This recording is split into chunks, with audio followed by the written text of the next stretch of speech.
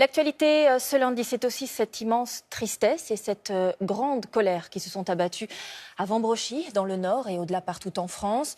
Le meurtre de la petite Angélique, 13 ans, et le profil de son tueur présumé, violeur récidiviste, suscitent beaucoup d'indignation. Le parc où l'enfant avait l'habitude d'aller jouer s'est transformé en mémorial. Fanny Stenler, Dominique Mas. Sa vie a basculé à quelques mètres de chez elle. C'est dans ce parc situé juste en bas de son domicile que la petite Angélique a rencontré son meurtrier présumé. Depuis hier, les bouquets se multiplient en sa mémoire. Pour les habitants du quartier, c'est un choc terrible. D'habitude, c'est à la télé, ça arrive quelque part en France. Et puis là, c'est dans votre quartier, chez vous. Et on est anéantis. Ça touche tout le monde, mais les enfants, c'est...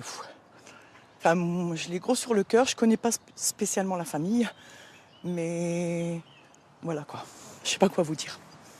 On réalise pas que ce soit cette petite fille de 13 ans.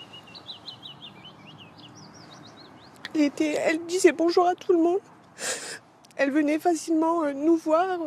On avait des chiens, elle venait nous voir tout le temps. Elle avait un problème, elle venait tout le temps. C'était notre petite princesse du quartier, quoi. Ça va être une petite fille qui va beaucoup nous manquer.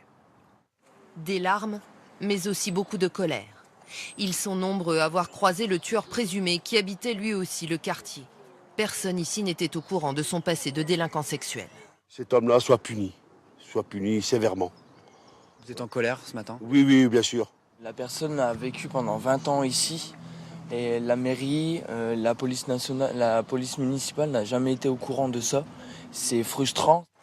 Ces questions, ils sont nombreux à se les poser ce matin à Vambrochy. À la mairie où les drapeaux ont été mis en berne, les autorités ignoraient elles aussi le passé du meurtrier présumé. C'est sûr que si on avait su, ça n'aurait sans doute pas empêché ce crime. Mais les gens se posent beaucoup de questions. Qu'est-ce qu'il faut faire? Comment empêcher ce genre de choses?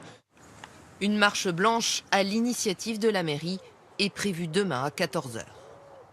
Victor Frédéric, vous êtes en direct de Lille. Vous nous confirmez que le suspect devrait être mis en examen dans la journée? Oui, pour l'instant, cet homme de 45 ans est toujours en garde à vue. Elle doit s'achever dans la journée. Ce matin, c'est une autopsie du corps d'Angélique qui a été réalisée. Elle doit permettre aux enquêteurs d'en comprendre plus sur les circonstances exactes de la mort de l'adolescente. Les résultats seront bien évidemment confrontés aux déclarations du principal suspect.